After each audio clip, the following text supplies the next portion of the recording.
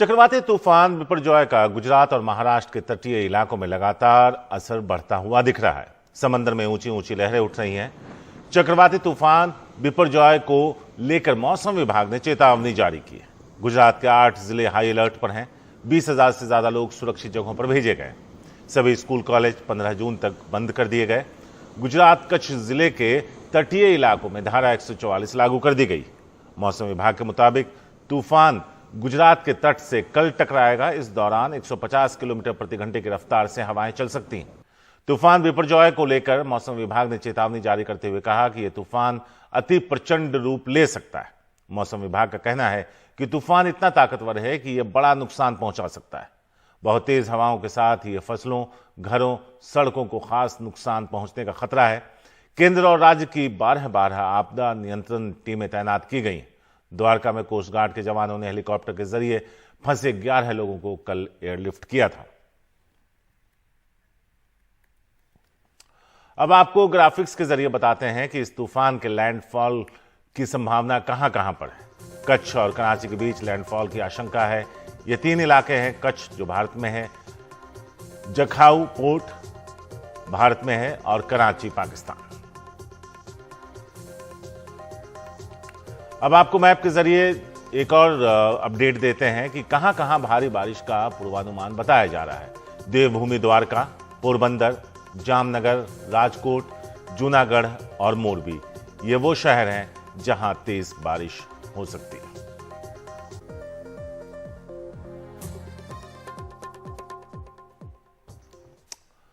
सोहित मिश्रा है हमारे साथ। इस बारे में ज्यादा बात करने के लिए सीधे सोहित के पास चलते हैं। सोहित, जहां आप मौजूद हैं वहां क्या कुछ घटता हुआ दिख रहा है और किस तरह के इंतजाम जमीन पर?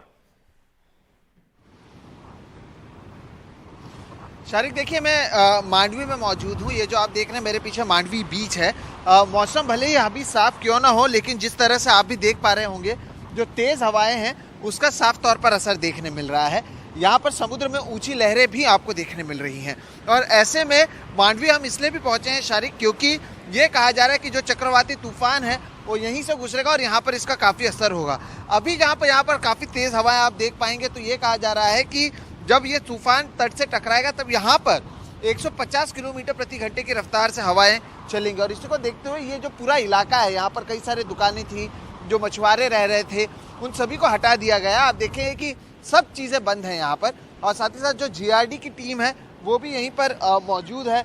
वो यहाँ पर इसलिए है कि कोई समुद्र के पास ना आए, इसके लिए जीआरडी की टीम को जगह जगह पर तैनात किया गया है। और वो भी यहाँ पर देख रहे हैं कि कोई भी समुद्री तट पर या उसके पास में ना आए। कल रात तक बहुत तेज़ बारिश थी। आज मौसम विभाग का ये कहना है कि 11 बजे के बाद जब बारिश शुरू होगी तो कल रात तक इसी तरह से जारी रहेगी। ये भी उनका कहा जा रहा है, ये भी उनका कहना है। और ऐसे में जो समुद्री तट है यहाँ से लेकर 0 to 5 किलोमीटर के बीच में जितनी चीज़ें हैं सभी चीज़ों को बंद किया गया है। जहाँ पर जो बीच रिजॉर्ट्स थे, बाकी होटल्स थे, हर एक चीज़ को बंद कर दिया गया है। जो टेम्परेरी यहाँ पर लोगों ने दुकान बनाए थे, कई दुकान गिर गए हैं, तो कई लोगों ने अपने दुकानों को जो बीच पर बनाया जाता है उसे ढक कर रखा है। तो इस तरह से एकदम पूरी तरह से सुनसान आपको ये पूरा बीच नज़र आएगा, जहाँ पर कोई भी मौजूद नहीं है। हवाएं तेज़ हैं और ये कहा जा रहा है कि आने वाले समय में भारी बारिश यहाँ पर होने वाली है। यहीं पर से हज़ारों की तादाद में लोगों को हटा दिया गया है। मछुआरों को समझाना और यहाँ से लेके जाना अपने आप में एक अलग चुनौती थी। वो भी यही सोच रहे थे कि मूल्यवान वस्तु छोड़ें, नहीं छोड़ें, ले जाएं, क्या कुछ ले जाएं। ऐसे में कई तरीक़ों का या कई समस्याओं का सामना करते हुए लोगों को यहाँ से हटाया गया है। और जो अधिकारी हैं या जो एडमिनिस्ट्रेशन है उन्होंने अपनी पूरी तैनाती यहाँ पर ज़रूर कर ली है। और ये माना जाए कि इसी तरह के हालात जो अभी देख रहे हैं, अभी मौसम साफ़ है, लेकिन जैसे जैसे दिन बढ़ेगा तो मौसम पर तो असर होगा ही। देखिए, जब मैं बात भी कर रहा हूँ तो यहाँ पर जो रेत है वो उड़ रहा है भारी तेज़ हवा की वजह से, तो वो उसका भी असर देखने मिल रहा है।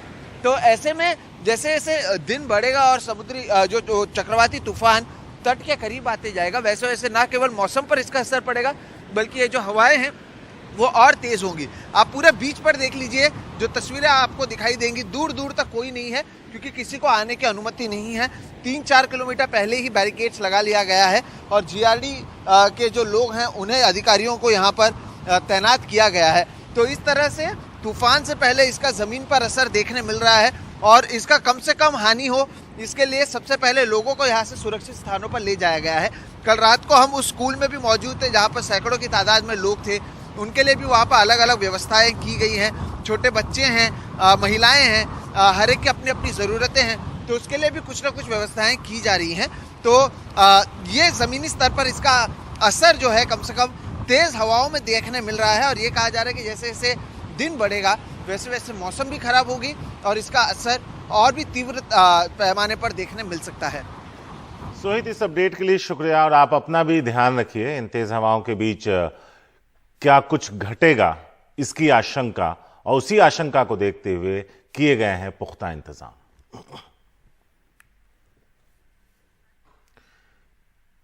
एमएसपी को लेकर आंदोलन कर रहे किसानों की मांगें आखिरकार मान ली गई और हफ्ते भर चला आंदोलन कल रात खत्म हो गया। राकेश टिकैत ने धरना खत्म होने का ऐलान किया। सूरजमुखी पर एमएसपी को लेकर किसान धरना दे रहे थे। किसानों से वादा किया गया है कि उनके ऊपर लगे सभी केस वापस लिए जाएंगे और उन्हें एमएसपी दिया जाएगा। ये लड़ाई थी देश के प्रधानमंत्री बनाम स्टेट के मुख्यमंत्री के बीच में और हम आगे भी एमएसपी पे लड़ाई पूरे देश में लड़ेंगे और लड़ाई को लेकर चलेंगे। प्रधानमंत्री को आगे करेंगे।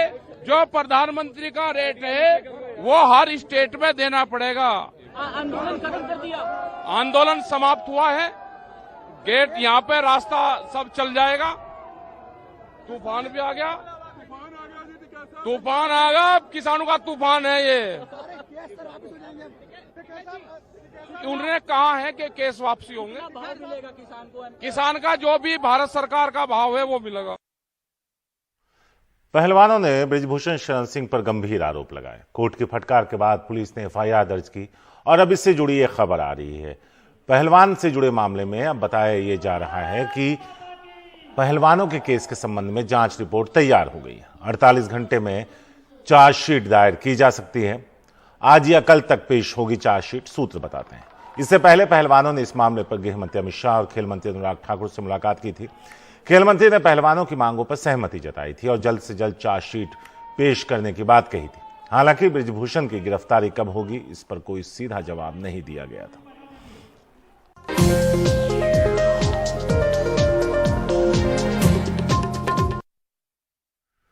तमिलनाडु के विद्युत मंत्री वी सेंथिल बालाजी के घर पर ईडी की छापेमारी के बाद उन्हें हिरासत में ले लिया गया। पूछताछ के बाद उन्हें अस्पताल में भर्ती करना पड़ा। घर से जब उन्हें अस्पताल ले जाया जा रहा था वो रोते हुए दिखे। डीएमके नेताओं का आरोप है कि बालाजी की हालत को देखकर ऐसा लगता था कि जैसे उन्हें टॉर्चर किया गया। कुछ रिपोर्ट में यह भी दावा किया गया कि बालाजी को गिरफ्तार कर लिया गया है। हालांकि अभी इसकी पुष्टि नहीं हो पाई है।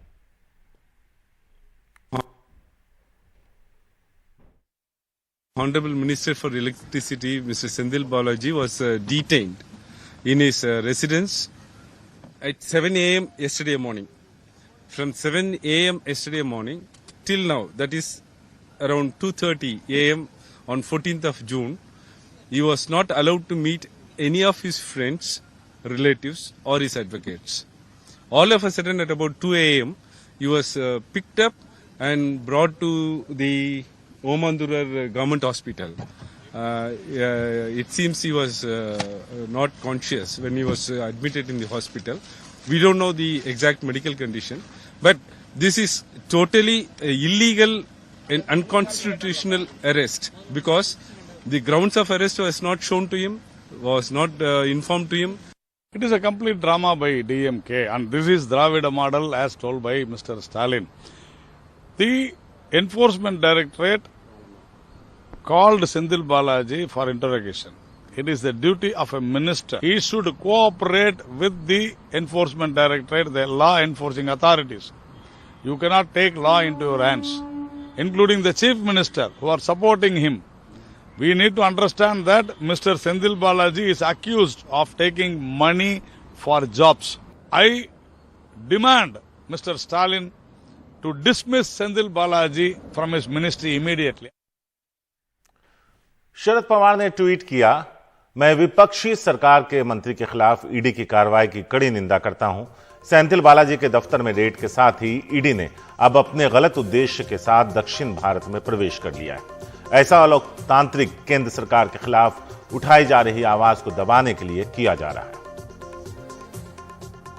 ममता बनर्जी ने भी ट्वीट किया, वो ट्वीट भी आपको दिखाते हैं। बीजेपी ने डीएमके के अरिवल्लम के खिलाफ राजनीतिक प्रतिशोध की निंदा करती।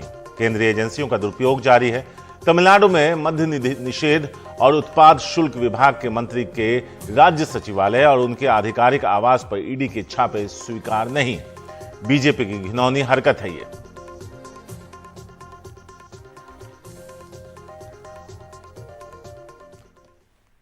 महाराष्ट्र में एकनाथ शिंदे गुट वाली शिवसेना ने राज्य के विभिन्न अखबारों में एक विज्ञापन जारी किया, जिसमें शीर्षक दिया गया, भारत के लिए मोदी, महाराष्ट्र के लिए शिंदे।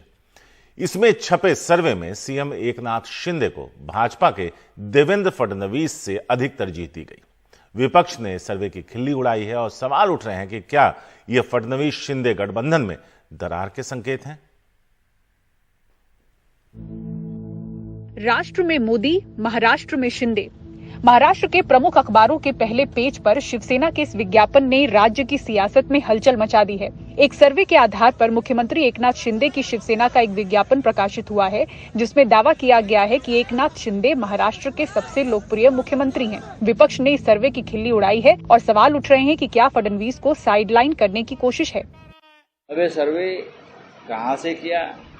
क्या मुख्यमंत्री के सरकारी आवास में सर्वे किया है सिर्फ, या गुजरात में जाकर सर्वे किया है, मुझे मालूम नहीं। लेकिन इतनी बड़ी कैंपेन है, आप अपने आप को शिवसेना के मुख्यमंत्री समझते हो या बोलते हो, लेकिन बाला साहब ठाकरे का उस एडवर्टाइजमेंट में कहा जिक्र तक नहीं, फोटो तक नहीं है, सिर्फ मोदी और शिंदे जी का फोटो। इसका मतलब ये है जो शिवसेना चल रही है वो बाला साहब ठाकरे जी की शिवसेना नहीं है, ये अमित शाह और मोदी जी की शिवसेना। आज ये साफ हो गया। देवेंद्र जी, हमारी आपकी राजनीतिक लड़ाई जरूर है, लेकिन हमें दुख हो रहा है ये सब देख के कि आपने 2019 में ये कहा था कि कोई 2.5 साल की बात नहीं हुई थी, मैं पूरा 5 साल मुख्यमंत्री बने रहना चाहता हूं। और आप देखिए यहां पर, ये तो पूरी जिंदगी मुख्यमंत्री बने रहना चाहते हैं। तो आपके हाथ क्या लगा? हम 30 साल आपके साथ रहे, आप हमें समझ नहीं पाए। ये तो 11 महीने में आपके साथ आपको क्या समझवाना चाहते हैं, देश की जनता और राज्य की जनता आपसे समझना चाहती है। फिर भी हमारी संवेदना आपके साथ है देवेंद्र जी। सर्वे में दावा किया गया है कि 26.1% लोग एकनाथ शिंदे को पसंद करते हैं। इस सर्वे में शिंदे की लोकप्रियता देवेंद्र फडणवीस से ज्यादा दिखाई गई है। फडणवीस को 23.2% जनता की पसंद बताया गया है। वहीं राज्य में बीजेपी को पसंद करने वाले लोगों की संख्या 30.2% बताई गई है, तो शिंदे की पार्टी को 16.2% लोग पसंद करते हैं और दोनों के गठबंधन को 46.4% लोगों की पसंद बताया गया है। इस विज्ञापन की हेडिंग दी गई है, राष्ट्र में पीएम मोदी, महाराष्ट्र में शिंदे। क्या एक तरह का ये दरार भी देखा जा सकता है बीजेपी और शिंदे की सरकार में? क्योंकि हाल ही में अगर आप देखें तो श्रीनगर जब एकनाथ शिंदे पहुंचे थे तो वहां उन्होंने अपनी पार्टी के, अपने गुट के नेताओं के साथ, पदाधिकारियों के साथ उन्होंने बैठक की थी, एक रणनीति समझने की कोशिश की थी। 2024 में बड़े चुनाव अगर आप देखें तो राज्य में चुनाव के साथ साथ लोकसभा का चुनाव, निकाय चुनाव, यहाँ पर बीजेपी और शिंदे सरकार साथ में लड़ने की घोषणा तो कर चुकी है, लेकिन सीट के बंटवारे को लेकर मतभेद की खबरें लगातार पहले से आ रही थी, लेकिन कैमरे पर ये मना करते आए हैं। जिन जिन लोगों ने देश में नरेंद्र, महाराष्ट्र में देवेंद्र का नारा लगाया था और फिर दिल पर पत्थर रख के एकनाथ शिंदे जी को देवेंद्र फडणवीस जी के बजाय महाराष्ट्र का सीएम मान लिया था, आज वे सब लोग बहुत दुखी होंगे। इसके चलते महाराष्ट्र में भाजपा वर्सेस शिवसेना एंटरटेनमेंट अब शुरू हो गया है। बीजेपी के राज्य अध्यक्ष चंद्रशेखर बावनकुले ने विज्ञापन का बचाव करते हुए कहा है कि चुनावी नतीजे ये तय करते हैं कि वोटरों ने कौन सी पार्टी या फिर नेता का चुनाव किया है। शिंदे की शिवसेना का ये विज्ञापन ऐसे वक्त में आया है जब आने वाले चुनावों में सीट बंटवारे को लेकर फडणवीस शिंदे गठबंधन में मतभेद की खबरें हैं। शिवसेना के इस विज्ञापन ने अटकलों को और हवा दे दी है। मुंबई से पूजा भारद्वाज, एनडीटीवी इंडिया। तो नीतीश कुमार की सरकार में मौजूद जीतन राम मांझी के बेटे संतोष मांझी ने कल इस्तीफा दे दिया। कहा हम 5 सीटों पर लड़ना चाहते हैं 2024 के चुनाव, लेकिन कोई हमसे बात नहीं कर रहा। साथ ये भी कहा कि हम पर दबाव है, हमें कहा जा रहा है कि आप जेडीयू में विलय कर लीजिए, ऐसे में सवाल अस्तित्व का है। लेकिन यह भी जोड़ा कि मैं महागठबंधन में मौजूद हूं। वहीं आरजेडी और जेडीयू की तरफ से पहले से ही यह साफ था कि अगर आप जाना चाहते हैं तो जाइए, क्योंकि नीतीश कुमार ने पहले कहा था कि आप यानी हम मांझी पे भरोसा नहीं कर सकते। 23 जून को विपक्षी पार्टियों की एक बड़ी बैठक है, उससे पहले हम महागठबंधन से बाहर चली गई है।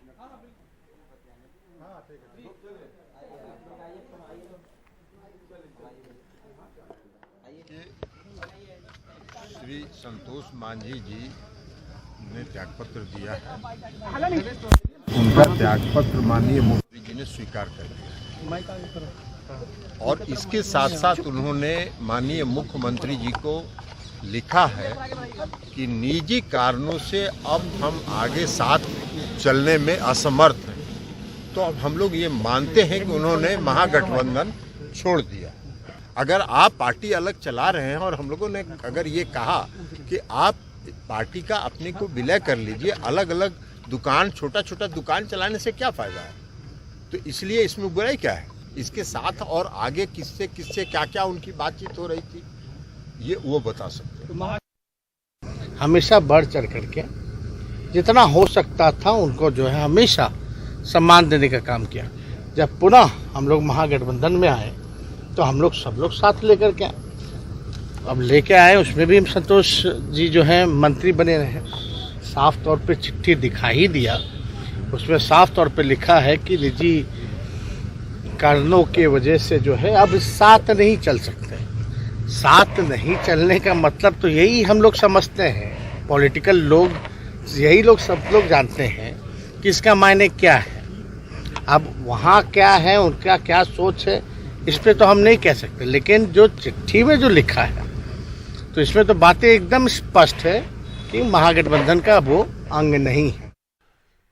स्कूल में लड़कियों के ड्रेस कोड में बदलाव आज कर्नाटका में चर्चा का विषय है। कर्नाटका के बाल अधिकार संरक्षण आयोग ने शिक्षा विभाग को पत्र लिखकर सिफारिश की है कि यहां स्कूल की छात्राओं को स्कर्ट की जगह सलवार जंपर और पैंट ड्रेस के तौर पर पहनने की इजाजत दी जाए। सरकार का कहना है रिपोर्ट की जांच कर छात्रों के हित में फैसला लिया जाएगा। कर्नाटका का बाल अधिकार संरक्षण आयोग चाहता है कि लड़कियों की यूनिफॉर्म में बदलाव किया जाए, यानी स्कर्ट की जगह सलवार और पैंट। हमने शिक्षा सचिव को लिखा है, वो इस पर विचार कर रहे हैं। हमारी सलाह है स्कर्ट की जगह सलवार सूट और पैंट को तरजीह दी जाए। आयोग के मुताबिक राज्य में अलग अलग जगहों पर छात्राओं और अभिभावकों से बातचीत के बाद जो इनपुट मिला उससे पता चला कि खासकर मिडिल और हाई स्कूल की लड़कियां स्कर्ट पसंद नहीं करती। गुलबर्गा के महिला और बाल विकास विभाग के उप निदेशक ने भी स्कर्ट की जगह सलवार और पैंट की वकालत की है। हमारे पास ये रिपोर्ट आई है, पर मैंने ये रिपोर्ट अभी तक देखी नहीं है। मुझे लगता है ये एक संवेदनशील मामला है, तो पहले मुझे रिपोर्ट देख लेने दीजिए और फिर हम छात्रों के हित में जो भी बेहतर होगा वो ही फैसला लेंगे। कर्नाटका एजुकेशन एक्ट 1983 शिक्षा संस्थानों को ड्रेस कोड तय करने की इजाजत देता है। ऐसे में शिक्षा संस्थानों को आयोग की सिफारिश पर ऐतराज है। उन्हें लगता है कि आयोग ने शैक्षिक संस्थानों को भरोसे में नहीं लिया। हमने शिक्षा आयुक्त से बात की है, उन्होंने हमें भरोसा दिलाया है। यह सिर्फ रिकमेंडेशन है, कानून नहीं। ड्रेस कोड को लेकर ही कर्नाटका में हिजाब विवाद की शुरुआत हुई थी और इस पर जमकर राजनीति भी हुई। ऐसे में कांग्रेस की सिद्धरामैया सरकार ड्रेस कोड में बदलाव को लेकर जल्दबाजी में नहीं है। वो फिलहाल अपने 5 चुनावी वादों को पूरा करने की जद्दोजहद में उलझी है। बेंगलुरु से कैमरामैन गोविंद मूर्ति के साथ निहाल खिदवई, एनडीटीवी इंडिया।